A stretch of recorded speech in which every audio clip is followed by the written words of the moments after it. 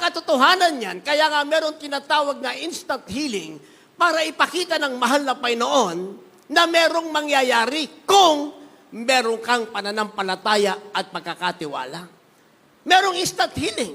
Meron namang gradual, dumarating yung gradual, mga minamahal, dahil ang iyong pananampalataya, ayon sa turo ng ating iginagalang mahal na pastor, maaaring 40%, 50%, sabihin natin na sa 70%. Kung ano ang pananampalataya mo, yan ang meron ka. Pero kung 100% ang pananampalataya mo, yung kailangan mo ngayon, iuuwi mong sarili mong taglay mo na ang kailangan mo. Dahil sabi ng ating nabasa, may tutulong sa'yo, may awa kang tatanggapin sa panahon ng iyong pangailangan kapag ikaw ay lumapit sa ating mahal na Panginoon. Kaya ang sabi ng verse 6, kaya't yamang may natitira pang ibang dapat magsipasok doon. Natitira, ito yung pinili, mapalad na pinili ng ating mahal na Panginoon dahil meron talagang hindi nakapasok. Sa mga krusada, mga minamahal, alibo-libo yung ating attendees. Pero magbautismo tayo sa bandang Visayas, sa Mindanao, malakas ang conversion dyan, mga minamahal. Nagbabautismo tayo ng halos nasa 1,000. Baba tayo ng Luzon, nasa 500, mga minamahal. Bandang South, nasa 300. Yan ang ating nababautismohan, bawat krusada, pag pinagsama-sama natin, mga minamahal. Pero, ang attendees natin, nasa 1,000. Ang ibig sabihin, mga minamahal, sa binuksan, pintuan ng kaligtasan ng ating mahal na Panginoon, ang iba'y nakinig lamang. Pero ikaw na pumunta ron at nakinig, at ngayon ay nasa banal ka ng iglesia ng ating mahal na Panginoon, hindi ka na-attendee sa krusada, kundi ikaw ay tunay ng Kristiyano na nakipag-fellowship at nadarama ang presensya ng ating mahal na Panginoon at palagi kang nasa pananambahan, mapalad ka na ikaw ay nakapasok sa kaligtasang binuksan ng ating mahal na Panginoon. Uulitin ko lang, sabi, kaya yamang may natitira pang ibang dapat magsipasok doon at ang mga pinangaralan ng una ng mabubuting balita ay hindi nakapasok dahil sa pagsuway. Ayun palang dahilan, mga minamahal. Dahil sa pagsuway, mga minamahal, ang iba ay hindi nakapasok. Kasi kung mapakinggan nila, si Jesus ang kailangan mo, hindi doktor. Ako yun na napakinggan ko eh. Sa preaching, sabi ng ating ginagalang mga pastor, itapon mo yung gamot mo. Hindi mo kailangan ng doktor. Ang kailangan mo, si Kristo. Kaya pag uwi ko sa bahay, kabibili pa na ng gamot. Bawat bili ko, 2,000 sa panahong yun. 1989, ang aking karamdaman, 87 hanggang 89. 2 taon ako nagsuffer sa karamdaman ketong. Ganong kamahal ang aking gamot, mga minamahal. Pwede naman ako pumili sa San Lazaro, kaya buong maghapon ako pipila. Meron naman ako negosyo, may pambili naman ako ng gamot. Binibili ko yung aking gamot, mga minamahal. Naalala ko yung aking ginagamit na pampuna sa aking sugat. Ganito kalaki. 57 pesos way back 1987 up to 89. Ganito lang kalaki. Kasi laki ng Colgate na maliit na ibinibigay sa eroplano, mga minamahal, pag sumakay ka. Pero, nung unang mga ginagamit ko siya, gumagana pa. Pag nagkasugat ako, gagaling. Pero nung 2 taon na wala na, lumala na ang aking katawan. Mga masugat na ang aking katawan. Ang ibig sabihin na immune na, hindi na kailangan ng aking katawan. Kaya nung mapakinggan ko ang pangalan ng ating inagalang mahal na pastor, gamot at doktor ay hindi mo kailangan. Ang kailangan mo, si Kristo. Pag-uwi ko sa bahay namin, sinunog ko lahat yung aking gamot, mga minamahal. Pati yung mga Diyos na pinamana ng nanay ko. Yung nanay ko galit na galit. Sabi niya, saan mo dinala yung Diyos natin? Sabi ko, ayan, sinunog ko na lahat. Nagalit yung nanay ko, sinampal ako, pinalayas ko sa bahay namin. O hindi nyo pa naranasan yan, mga minamahal. Pero nagpatuloy ako maglingkod sa ating mahal na Panginoon. Nagpatuloy ako kahit anong mangyari, mga minamahal. At umuwi ako sa bahay namin. Kaya nga, ayaw kong matapos ang gawain. Sa Luneta, wala na lahat, mga minamahal. Nandun ako sa malayo, hinintay ko umalis ang ating ginagalang na mahal na magulang sa Panginoon, mga beloved children noon, mga minamahal. Pagpatay na lahat ng ilaw, alis na sila, tsaka uuwi, madaling araw na yon. Ayaw ko nang umuwi sa bahay namin. Pero yung galit kong nanay, mga minamahal, bagamat pinalayas niya ako, sinampal ako, mga minamahal, pag-uwi ko sa bahay namin, doon sa aming sabitan ng damit, nakahanger doon, 2 long sleeve na puti, 2 pantalon, mga minamahal, at saka 1 pares na sapatos. O yung galit kong nanay, siya rin naman ang ginagamit ng mahal na Panginoon. Sabi ng ating nabasa, mga minamahal, dapat lumapit kang may pagkakatiwala upang makasumpong ka ng awa at biyaya na tutulong sa iyo sa panahon ng iyong pangangailangan. Ang kailangan lang, pumasok ka sa binuksang kaligtasan o pintuan ng kaligtasan ng ating pinakamamahal na Panginoong Jesucristo. Kaya sabi rito, mga minamahal, mapalad kang narito at nakapasok dahil merong hindi nakapasok ang dahilan. Sabi, dahil sa kanilang pagsuway. Kaya merong tinatawag na prone to wander. Prone to wander, ang ibig sabihin niyan, mga minamahal, madaling maligaw o madaling lumisan. Pakilagay sa ating monitor para makita ng ating mga kapatiran. Prone to wander, ang ibig sabihin, madaling maligaw, isang salita, naligaw na, naalis sa katotohanan, o madaling lumisan. Nakarinig ng salitang hindi niya gusto, iniiwan niya yung bukas na pintuan ng kaligtasang para sa kanya. Kindly. The book of Hebrews chapter 3, verse 12. Take heed, brethren, lest there be in any of you an evil heart of unbelief in departing from the living God. The first book of Timothy, chapter 4, verse 1.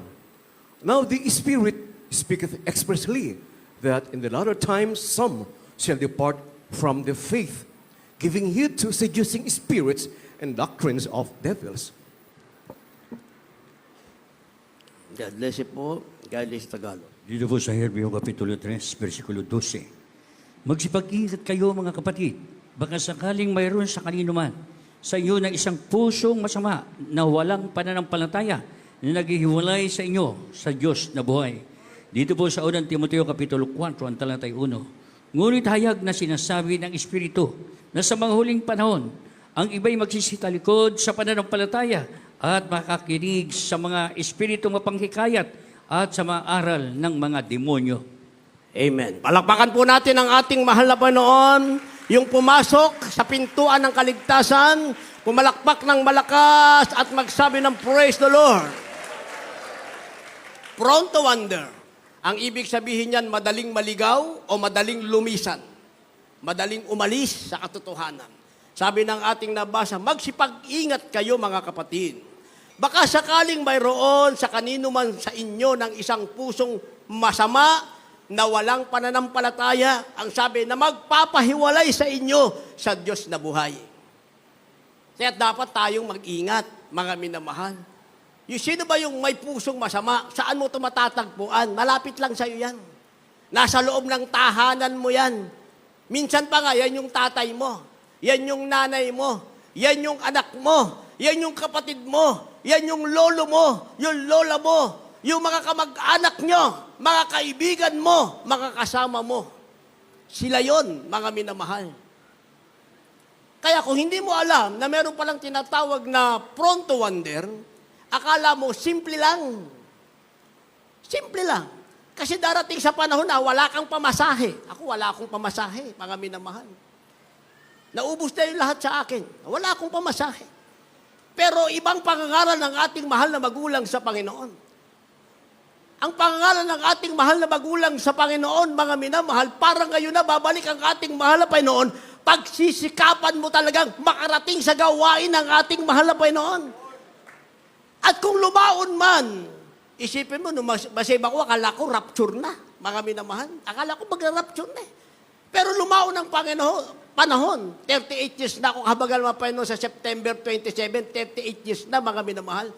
Hindi pa naman nag-rapture, pero yung pangakong pagpapala, proteksyon, kaligtasan, kalusugan, sasabihin kong 100% natanggap ko yan mula sa ating mahal na Panginoon. Pero kinakailangan maghanda ka pa rin sa pagdating ng ating mahal na Panginoon. Kaya merong tinatawag na prone to wander o madaling maligaw, lumisan o umalis, hindi ka dapat mapasama riyan. Kaya sabi, mag-ingat ka, baka may kasama kang may pusong masama na magpapahiwalay sa iyo sa Diyos na buhay. Kaya dapat kahit ikaw lang, sabi ng ating ginagalang mga pastor, kahit ako na lang, ang lahat ay tumalikod, magpapatuloy akong maglingkod sa ating pinakamamahal na Panginoon. Walang talikuran at nakita natin ang buhay ng ating mahal na magulang sa Panginoon. Hanggang sa huling hininga, mga minamahal, pinanghawakan ang pananampalataya sa ating pinakamamahal na Panginoong Hesukristo. Kaya kung ikaw na lang matira sa pamilya mo, magpasalamat ka, mga minamahal. Ang tawag sa iyo, spiritual captain. Spiritual captain. Ang ibig sabihin, sa isang barko, kahit lumubog ang barko, mga minamahal, hanggat ang kapitan ay nandyan, mga minamahal, makapagliligtas pa rin siya ng tao. Bakit? Dahil may taong mataas ang ranggo na magbibitaw ng tinatawag na desisyon para makapag-save siya ng mga buhay ng taong nakasakay sa isang barko. At kung ang captain na yan ay umalis, mga minamahal, namatay ang mga pasahero, silya elektrika siya. Hahatulan siya ng kamatayan, batas yan. Alam yan ng mga seaman, mga minamahal. Dahil dapat, bago ka makaalis, mailigtas ang sarili mo, bago mo iligtas ang sarili mo, iligtas mo muna ang pasahero ng barkong pinangungunahan mo. Ganon din tayo, mga minamahal. Minsan tayo na lang. Ako lang mag-isa yon, mga minamahal. Ako lang mag-isa. Pero nagpatuloy ako. Walang pamasahe. Pagdating ko sa bahay, minsan walang pagkain, mga minamahal. Pero busog naman tayo sa presensya ng Diyos. Alam nyo, ginawa ko, patutunan ng ating beloved, Honorable Stat Pastor, our beloved Mama Dear. Sila daw, naranasan nilang magtinda ng bote para merong magamit, mga minamahal, pag sila'y dadalo sa kanilang dinadaluhan noon, mga minamahal. Nasa isip ko yan, kaya kinuha ko lahat ng bote dun sa amin. Ang ginawa ko, binenta ko para meron akong pamasahe, mga minamahal, at nabenta naman yung bote. Sa madalit salita, yung inutusan ko magbenta, kasi nabenta siya ng 7 pesos. May natira sa akin, mga minamahal, na 5 pesos, binigay ko yung 2 piso. Eh, ang pamasahe ng papuntang Luneta, ay nasa 3 pesos pa lang nun, mga minamahal. Yung 2 piso, yun yung tithes and offering ko. Sa makatuwid, wala na akong pamasahe pabalik, mga minamahal. Sabi ko sa mahal na Panginoon, yan ang plano. At sa natirang 5 piso, 2 piso sa'yo, 3 pamasahe papunta sa Luneta. Pag uwi, maglalakad na lang ako. Kaya ko ng by faith, kaya ko rin ng by fit. Bakit? Eh kung may ketong ako, nasa loob na lang ako ng bahay, yung pit ko, yung mga paa ko, hindi ko na magamit. Pinalusog ako ng mahal na Panginoon, gagamitin ko ang aking mga paa, pupunta sa gawain, uuwi sa aming tahanan, pupunta sa gawain. Sa madalit tayo, 5 piso, mga minamahal, inilagay ko doon sa lamesa. Meron akong kahon doon, nilagay ko ron sa lamesa, mga minamahal. At nagpahinga muna ako. Pagkagising ko, hinanda ko na yung aking sarili, mga minamahal, kinuha ko yung 5 piso. Pero pagbukas ko nung lagay ng 5 piso, 100 na palang nakalagay. Yung 5 piso ko, naging 100. Grabe ang kabutihan ng ating mahal na Panginoon. Paano naging 100? Yung nanay ko, pupunta na sa palengke, doon sa pwesto namin, mga minamahal, naghahanap siya ng barya pamasay sa tricycle. Wala siyang makita, nakita niya yung 5 piso ko, kinuha niya, pinilitan niya na 100. Isipin niyo. Eh di 100 na. Sabi ko, mahal na Panginoon, 3 pesos lang ang kailangan ko, 3 pesos lang. Kaya lahat ng tira, ibinigay ko sa gawain ng ating mahal na Panginoon. Pero hindi pa rin ako naglakad, mga minamahal. Dahil ako'y nakahanda lang maglakad, merong umakbay sa akin, sabi sa akin, Brad, sabay na tayong umuwi, napatingin ako sa kanya. Kasi baka magpalibre sa akin, wala nga akong pamasahe. Maglalakad nga ako eh. Kaya tinignan ko siya. Sabi niya sa akin, huwag kang mag-alala, ako magbabayad ng pamasahe mo. O, di nakauwi ako sa bahay namin. Kinukwento ko sa inyo, na-experience natin lahat yan, mga minamahal. Na-experience natin yan. Kailangang ma-experience mo para mapatunayan mo, mga minamahal, na ang napasukan mong bukas na pinto para sa lahat, ang Diyos na nandyan ay walang iba, kundi ang ating pinakamamahal na Panginoon. Kaya sabi ng ating nabasa, mag-ingat ka, mga minamahal, para hindi ka mailigaw ng pusong walang pananampalataya. At ikaw ay manatiling magpatuloy, maglingkod sa Diyos, dahil kung hindi ka magpapatuloy, ayaw mo at sa gusto ay merong magaganap. Ano magaganap sa huling araw? Lagi kong ginagamit ang bersikulong ito. Kasi sa bawat buwan, tingnan nyo, merong mawawala, merong papalit. Merong mawawala, merong papalit. Kaya nga hindi problema kung anong kakainin mo. Ako hindi ko problema yan.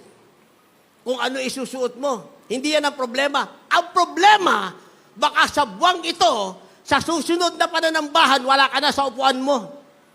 Bakit? Umalis ka na sa bukas na pintuang ipinagkaloob sa'yo ng mahal na Panginoon. Kaya habang nakikita mo ang sarili mo sa iyong upuan, ano man ang iyong kalagayan, pasalamatan mong malapay noon, nakapasok ka pa rin sa bukas na pintuang para sa lahat. Sabi ng 1 Timothy 4:1, ngunit hayag ang sinasabi ng Espiritu sa mga huling panahon, ang iba'y magsisitalikod sa pananampalataya. Huwag kang mapabilang sa iba na yan. Pabayaan mo sila. Ikaw, ano man ang mangyari, diyan ka sa upuan mo. Panghawakan mo yan. Mahal na Panginoon, maubos man sila. Nandito pa rin ako. Nakaupo akong pupurihin at pasasalamatan kita. Sa binuksan mong pintuan para sa lahat, magpapatuloy ako hanggang hangganan. Sapagkat ang layunin ko ay makapiling ka, makita ng mukha na sa pinangako mong langit, at ako'y magbana ng buhay na walang hanggan. Dahil kahit pagpalain ka, pag alis mo sa katotohanan, mga minamahal, pinagpala ka lang. O sabihin natin, hindi ka na pinagpala, sinuwerte ka lang. Sabihin mo, mas maganda pala ang buhay. Wala nang bawal akong susundin. Wala na akong obligasyon na gaganapin. Malaya na ako. Yan ang gusto ni Satanas. At pagyayamanin ka, papakainin ka ng masarap, papupuntahin ka kung saan-saang lugar, paliligayahin ka, bibigyan ka ng kaibigang magtuturo sa iyo ng kasalanan. Pagkatapos nun, sisingiling ka, ang bayad mo, itapon ang kalo mo sa impyerno. Pero kung magtiyaga ka sa paglilingkod sa mahal na Panginoon, habang ikaw ay naghihintay, ikaw naman ay paliligayahin sa kahabagan at biyaya na walang katapusan ng ating pinakamamahal na Panginoon. Sabi ng ating nabasa, hayag ang sinabi ng Espiritu na sa huling panahon, ang iba'y magsatalikod sa pananampalataya, makikinig sa mga espiritu mapanghikayat at sa mga aral ng demonyo. Pag iba na ang aral, mga minamahal, pag iba na ang turo, ang ibig sabihin, yung kausap mo, physically present, pero spiritually absent na yan. Ang ibig sabihin, panahon na para iwanan mo na siya. Magsolo ka na ang kasama mo ay walang iba, kundi ang ating pinakamamahal na Panginoon. Meron tinatawag na firm foundation. Firm foundation ang ibig sabihin, matibay o matatag na pundasyon. Ito ngayon ang ating kailangan. Kindly. The second book of Peter, chapter 1, from verse 10 and the following. Wherefore, the rather, brethren, give diligence to make your calling and election sure. For if you do these things, ye shall never fall. For so an entrance shall be ministered unto you abundantly into the everlasting kingdom of our Lord and Savior Jesus Christ. Wherefore, I will not be negligent to put you always in remembrance of these things, though you know them and be established in the present truth. Dito po sa aklat ng ikalawang Pedro, Kapitulo 1, ang talatay 10 hanggang 12. Kaya mga kapatid, lalong pagsikapan ninyo na mga panatag kayo sa pagkatawag at pagkahirang sa inyo, sapagkat kung gawin ninyo ang mga bagay na ito, ay hindi kayo mga titisod kailanman. Sapagkat sa gayon ay ipinamamahaging sagana sa inyo ang pagpasok sa kahariang walang hanggan ng Panginoon natin at tagapagligtas na si Jesucristo. Kaya't magiging handa akong lagi na ipinaalala sa inyo ang mga bagay na ito, bagamat inyong nalalaman na kayo'y pinatitibay sa katotohanang nasa inyo. Amen. Palakpakan natin ng malakas na palakpak ang ating mahal na Panginoon, yung merong tinatawag na firm foundation at pumasok sa pintuang binuksan ng kaligtasan. Lahat magsabi ng praise the Lord. Firm foundation. Pag sinabing firm, ang ibig sabihin niyan, matibay o matatag na pundasyon. Paano tayo magkakaroon yan? Sabi ng ating nabasa, mga minamahal, lalong pagsikapan ninyo na magpakapanatag kayo sa pagkatawag at pagkahirang sa inyo. Dahil pinagpala tayong pumasok sa binuksang pintuan ng kaligtasan para sa lahat. So pagsikapan nating maging panatag sa pagkatawag at pagkahirang sa atin para maging matibay yung ating pundasyon. Ituloy natin ang basa, ang sabi, sapagkat kung gawin ninyo ang bagay na ito, ay hindi kayo mga titisod kailanman. Lahat magsabi ng praise the Lord. Kaya paulit-ulit natin sinasabi, sa banal na kasulatan, walang katisuran. Pag ang isang Kristiyano sinasabi niyang natisod siya, hindi sa kapwa niya, sa sarili niya. Dahil sabi ng ating nabasa, hindi ka matitisod kailanman. Pag ikaw ay nagpakapanatag sa pagkahirang at pagkatawag sa iyo, sabi ng ating nabasa, hindi ka matitisod kailanman. Bakit natisod ang iba? Hindi sila natisod sa iba, natisod siya sa kanyang sarili. Iyon ang nakalagay sa banal na kasulatan. Ituloy natin ang basa. 11, sapagkat sa gayon ay pinamahaging sagana sa inyo ang pagpasok sa karyang walang hanggan ng Panginoon natin at tagapagligtas na Hesus Kristo. Pag hindi ka natisod, nagpakapanatag ka sa pagkatawag at pagkahirang sa iyo, ang sabi, ang ibinibigay sa iyo ay saganang pagpasok sa kahariang walang hanggan ng ating Panginoon at tagapagligtas na si Hesus Kristo. Tandaan niyo, versikulo ito, memory verse natin ito. Kailan mo tatanggapin ang masaganang pagpasok? Pag firm ang foundation mo. Ibig sabihin, matatag ka, matibay sa pagkahirang at pagkatawag sa iyo, ibibigay sa iyo ang masaganang pagpasok sa karian ng ating mahal na Panginoon. Ang sabi, hindi ka matitisod kailanman. Ituloy ang basa, 12 rather ang sabi, kaya't maging handa ako lagi na ipinapaalala sa inyo ang bagay na ito. Bagamat inyong nalalaman at kayo'y pinatitibay sa katotohanang nasa inyo. Babalikan na naman natin yung ating teksto, mga minamahal. Accessible to all, ang ating teksto, mga minamahal, John 14:6. Sino ang katotohanan? Ang sabi, alam mong nasa iyo ito, na ikaw ay pinatibay ng katotohanang nasa iyo. Sino ang katotohanang nasa iyo? Walang iba, kundi ang ating pinakamamahal na Panginoong Jesucristo.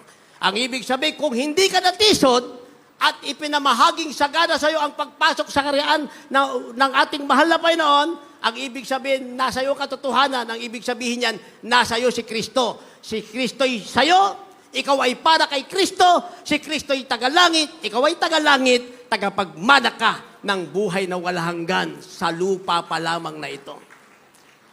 And lastly, meron tayong tinatawag na stability of times. Pag pumasok tayo sa bukas na pintuan ng kaligtasan para sa lahat, finally, meron tayong tinatawag na stability of times. Ang ibig sabihin niyan, katatagan ng mga panahon. Walang katisuran, walang panglupaypay. Kung ano ang meron, masaya tayo dyan. Ang mahalaga, nadama natin ang presensya ng ating mahal na Panginoon. Ang mahalaga, sa tuwing pananambahan, makita mo ang sarili mo dyan. Andyan ka't nakaupo, umiiyak, nagpupuri sa ating mahal na Panginoon. Pag-uwi mo, kung ano ang datnan mo, pagpasalamat ka. Dahil hindi nila naramdaman ang naramdaman mo, pinagpala ka pa rin sa lahat ng pinagpala. Last verse, kindly, maghanda po ating manugtog, mga magpaawit. In the book of the prophet Isaiah, chapter 33, verse 6. And the wisdom and knowledge shall be the stability of thy times, and strength of salvation. The fear of the Lord is his treasure. Isaiah Kapitulo 33, versikulo 6. At magkakaroon ng kapanatagan sa iyong mga panahon, kasaganaan ng kaligtasan, karunungan at kaalaman. Ang pagkatakot sa Panginoon ay kanyang kayamanan. Amen. Palakpakan po natin ang malakas na palakpak. Huling versikulo na. Ibigay natin ang palakpak na may pasasalamat. Lahat magsabi ng praise the Lord. Purihin ang ating mahal na Panginoon. Stability of times, ang ibig sabihin, kapanatagan ng mga panahon. Ang sabi, magkakaroon ng kapanatagan sa iyong panahon. Sa bawat panahon, napakabilis ng panahon. August na, September, October, December na naman, pagkatapos January na. Pero sa darating pang bawat araw, linggo at buwan, maaaring babalik ang ating mahal na Panginoon. Ano ba nang mangyari? May kapanatagan ang iyong panahon. Kaya sabi ng ating nabasa, magkakaroon ng kapanatagan ang iyong mga panahon at meron kang kasaganahan ng kaligtasan. sagana sa iyong kaligtasan, hindi nang hihingalo. Hindi ka sumusuntok sa hangin. Sabi ni Apostol Pablo, naglingkod ako sa Panginoon, hindi sumusuntok sa hangin, kundi meron tinatawag na certainty, meron tinatawag na katiyakan. Maglingkod ka sa Diyos, huwag kang magsugal. Do not gamble, sabi ng ating ginagalang mga pastor, but make sure na ikaw ay magmamana ng buhay na walang hanggan. Sabi ng ating nabasa, meron ka ng kapatagan ng panahon, may kasaganahan ka pa ng kaligtasan. Ang sabi, may karunungan ka na, may kaalaman ka pa, may pagkatakot pa sa Panginoon. Ang sabi, ito ang tunay mong kayamanan. Yan ang nasa iyo. Kaya sa lupa pa lang, magsaya ka na. At ikaw ay tagapagmana ng buhay na walang hanggan sapagkat pumasok ka sa binuksang pintuan para sa lahat. Tayong lahat ay tumayo, mga minamahal. Kung meron po kayong mga dalang baguhan, nasa labas, crowd natin sa labas, nasa garahe, dalhin nyo sila sa loob. Ang mga nasa loob, dalhin nyo sila sa harapan.